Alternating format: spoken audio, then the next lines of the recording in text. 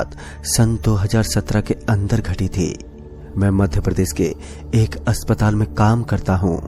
अस्पताल के अंदर आने वाले सारे सामान की डिलीवरी मैं खुद ही करता था। एक दिन रात के लगभग 9:30 बजे मुझे अस्पताल से फोन आया तो मुझे पता चला कि मुझे अभी अर्जेंट अस्पताल में पहुंचना है। दरअसल मुझे पता चला कि अस्पताल के अंदर इंजेक्शन, दवाइयां आदि सामानों की थोड़ी कमी चल रही है, तो मुझे जल्दी जाकर ट्रक से डिलीवरी करनी थी। वैसे तो अस्पतालों का सारा सामान एम्बुलेंस और भी कई सारी गाड़ियों द्वारा शिफ्ट किया जाता है, लेकिन थोड़े दिनों के लिए वहां पर मुझे शिफ्ट किया गया था और साथ ही मेरे ट्रक के ऊपर भी उसी अस्पताल का नाम लिखवाया गया। मतलब कि मुझे वहां पर कई दिनों तक काम करना था। वो अस्पताल का काम था तो मुझे कभी भी जाना पड़ सकता था।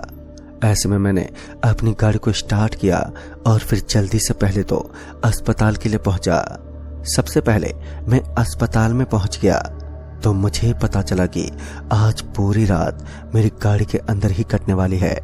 दरअसल सामान आज काफी दूर से लाना था। उसके बाद अस्पताल से सीधा सामान लेने के लिए पहुंच गया। सारा एड्रेस लेने के बाद मुझे पता चला कि आज सामान थोड़ी दूर से लाना है।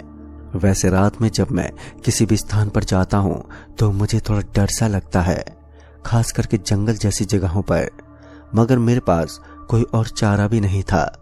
तो ऐसे में मुझे जाना तो था ही, तो मैं अपनी गाड़ी लेकर रवाना हुआ।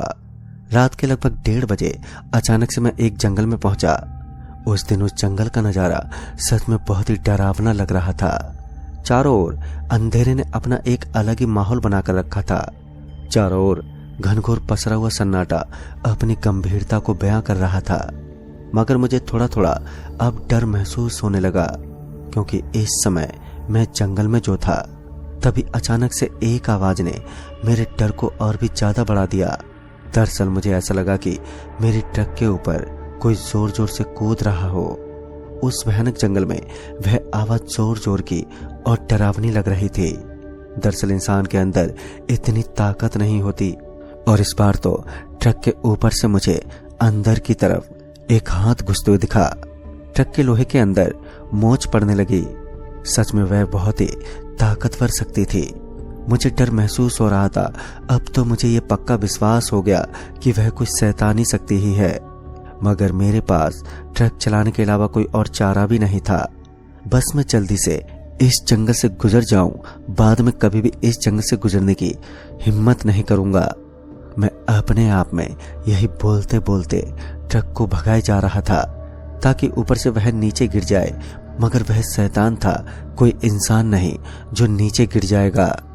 अभी मैं यही सोचते सोचते ड्राइव कर ही रहा था कि तभी अचानक से मैंने देखा कि ट्रक के आगे वाले कांच के ऊपर खून के धब्बे अपने आप ही लग गए। उनको देखकर मैं तो एकदम से चीख पड़ा। मैं डर के मारे बुरी तरह से कांपने लगा। अब मैं ठीक से ट्रक ड्राइव नहीं कर पा रहा था, मगर किसी तरह तो मुझे ड्राइव करना होगा, वरना आज मेरी मौत बिल्कुल लिखी हुई है। मैं अपनी जान बचाने के लिए ट्रक को तेज गति से भगाने लगा।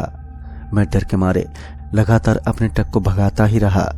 वहां से थोड़ी दूर आगे आने के बाद अचानक से मेरी ट्रक झटका खाने लगी, यानी कि अब मेरी ट्रक बंद पड़ने वाली थी। लेकिन मैं कोशिश कर रहा था कि मैं ट्रक को बिल्कुल भी बंद ही ना होने दूं और लगातार ड्राइव ही करता रहा, मगर मेरी सारी कोशिशों पर पानी फिर गया। जब मुझे लगा कि अभी ट्रक आगे नहीं चल पाएगी तो मैंने जल्दी से सारी खिड़की और दरवाजे लॉक कर दिए। लेकिन जब तक मैं उस जंगल में था तब तक मेरे ऊपर खतरा अपनी चरम सीमा पर था। मुझे कभी भी अपनी मौत से सामना करना पड़ सकता था।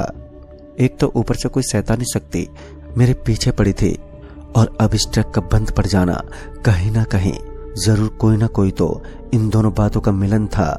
इससे पहले मेरा ट्रक कभी भी खराब नहीं हुआ, लेकिन किसी भी ट्रक ड्राइवर के करियर के अंदर अमूमन ऐसे हादसे होते ही हैं कि उसका ट्रक अचानक ही बंद पड़ जाता है।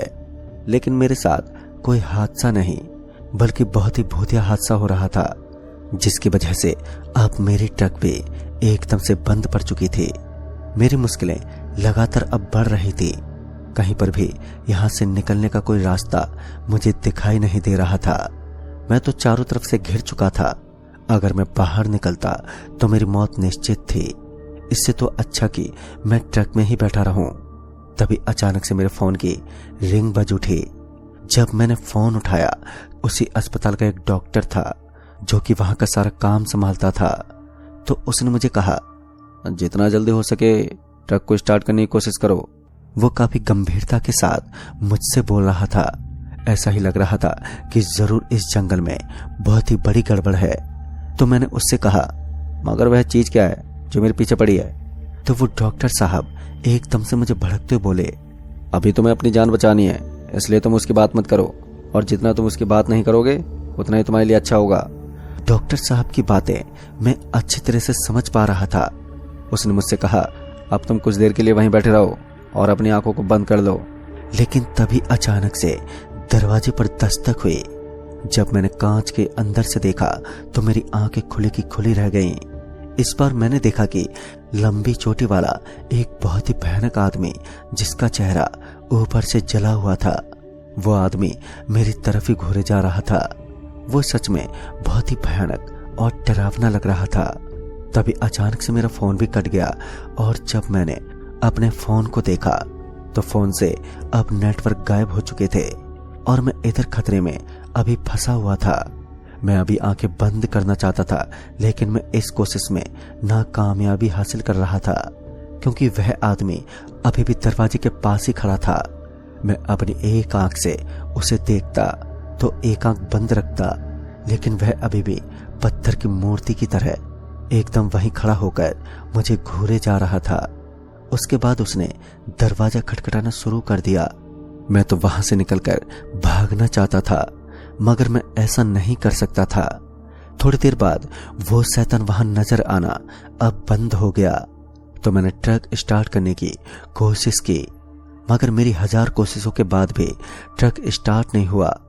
मुझे उस ट्रक पर भी काफी गुस्सा आ रहा था, क्योंकि वह गलत समय पर बंद जो पड़ गया था।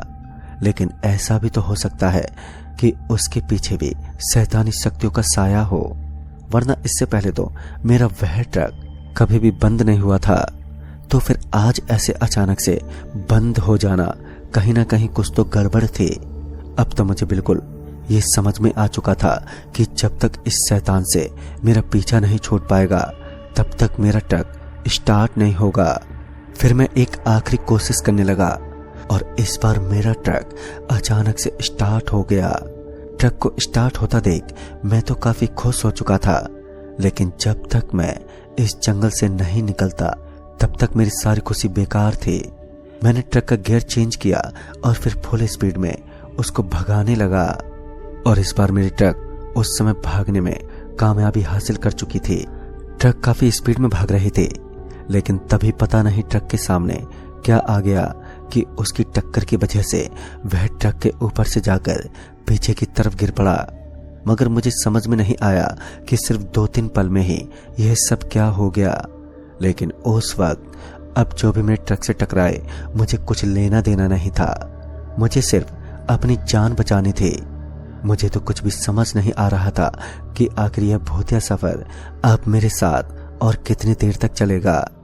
और फिर मेरी नजर बाहर की तरफ पड़ी। मैंने देखा कि मेरे ट्रक के साथ साथ वही लंबे चोटी वाला जला हुआ चेहरे वाला आदमी भाग रहा था, जो कुछ देर पहले कांच के पास खड़ा था। मैंने देखा कि मेरे ट्रक के साथ साथ वही लंबे चोटी वाला आदमी तेज तेज भाग रहा था, जो कुछ देर पहले कांच के पास खड़ा था। उसे देखकर मैं तो डर के मारे कांपने लगा।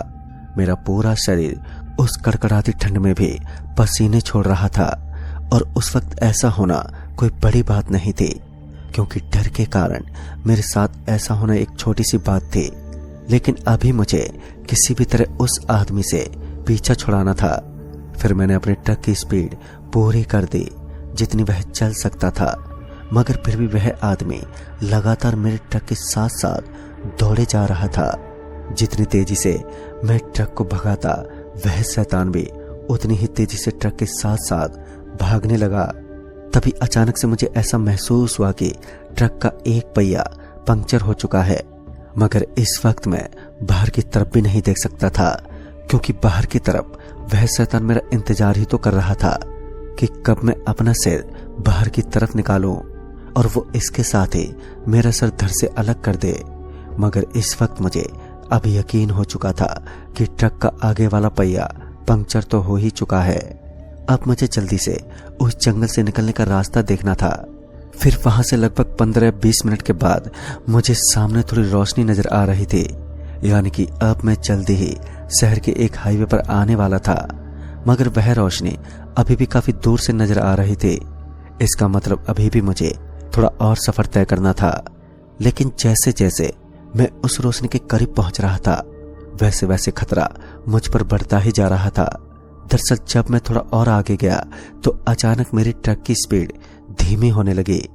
थोड़ी दूर और आगे जाने के बाद मेरी ट्रक की कांच एकदम से टूट गई। उसके कांच पूरे ट्रक के अंदर बिखर गए। एक कांच मेरे हाथ के ऊपर आकर भी लगा, जिस वजह से मेरे हाथ से खून भी आने लगा। वह कांच मेरे हाथ में काफी अंदर तक धंस चुका था, लेकिन उस वक्त मैंने अपने हाथ की परवाह ना करते हुए आगे की तरफ ट्रक को भगाना ही ठीक समझा।